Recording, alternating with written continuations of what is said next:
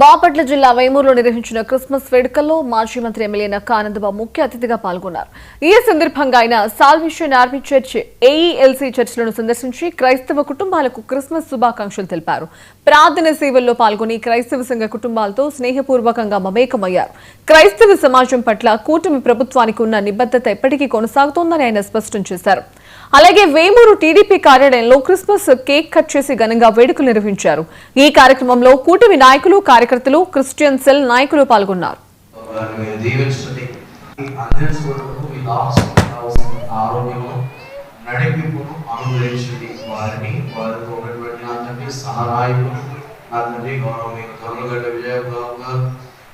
వారి కుటుంబాన్ని మీరు దీవించండి. ఇక్కడ చేరినటువంటి కార్యకర్తలు ప్రతి ఒక్కరిని కూడా పేరు పేరు వస్తున్నారు దీవించి ఆస్వాదించి క్రిస్మస్ మరియు నూతన సంవత్సర వేడుకల శుభములను అనుగ్రహించి ప్రభావమైనటువంటి కాలంలో మీ దాసునికి వారి యొక్క పరిపాలనలో అలాగే వారి ప్రయాణాలలో వారి పరిచయంలో మీరు తోడుగా ఉండి నడిపించారు.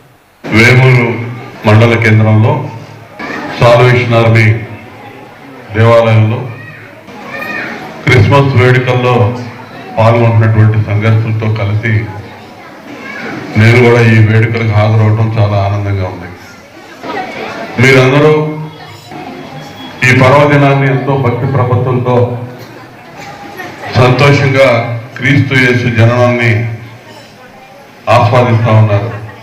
ప్రపంచం అంతా అత్యధిక శాతం ప్రజలు ఈ వేడుకల్లో పాల్గొంటూ ఉన్నారు.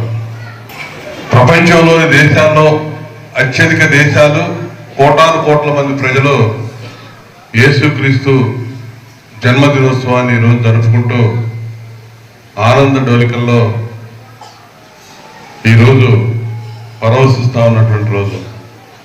ఈ వేడుకలు ఈ ఒక్కరోజే కాదు, దాదాపు ఒక నెల రోజుల నుంచి భారతదేశంలో కంటే కూడా ఇతర దేశాల్లో చాలా బ్రహ్మాండంగా క్రీస్తు పుట్టుకని ఆస్వాదిస్తూ ఆహ్వానిస్తూ వేడుకలు జరుగుతాయి.